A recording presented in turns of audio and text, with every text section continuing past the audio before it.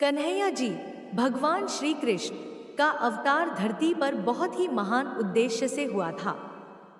शास्त्रों और पुराणों में विस्तार से बताया गया है कि जब जब अधर्म बढ़ता है और धर्म कमजोर हो जाता है, तब भगवान विष्णु किसी न किसी रूप में अवतार लेकर आते हैं। श्री कृष्ण का जन्म भी ऐसे ही समय पर हुआ था। कन्हैया जी के अवतार का मुख्य उद्देश्य एक अधर्म का नाश करना।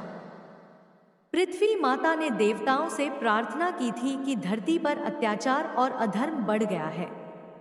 कंस जैसे दुष्ट राजा और राक्षसों ने जनता का जीवन दुखमय बना दिया था। तब भगवान विष्णु ने कृष्ण रूप में अवतार लिया ताकि राक्षसों का नाश कर सके और धर्म की रक्षा कर सके।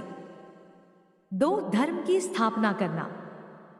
श्री कृष्ण ने गीता में स्वयं कहा है, यदा यदा हि धर्मस्य ग्लानिर्भवति भारत, धर्म संस्थापनार्थाय संभवामि युगे युगे। अर्थात जब जब धर्म की हानि होती है, तब तब मैं अवतार लेकर धर्म की पुनः स्थापना करता हूं। 3 कंस का विनाश करना।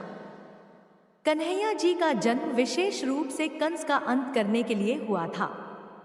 कंस ने अपनी बहन देवकी और उनके पति वसुदेव को बंदी बना रखा था और उनकी संतानों की हत्या कर रहा था।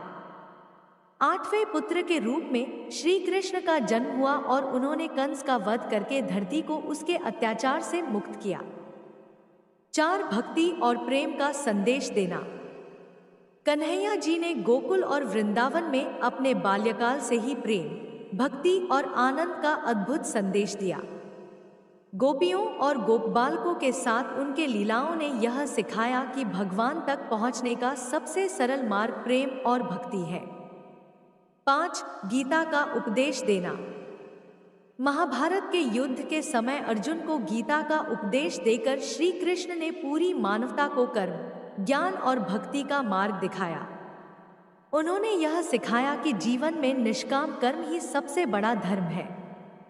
इस प्रकार कन्हैया जी का अवतार केवल राक्षसों के वध के लिए नहीं था, बल्कि पूरे संसार को धर्म, प्रेम और भक्ति का मार्ग दिखाने के लिए हुआ था।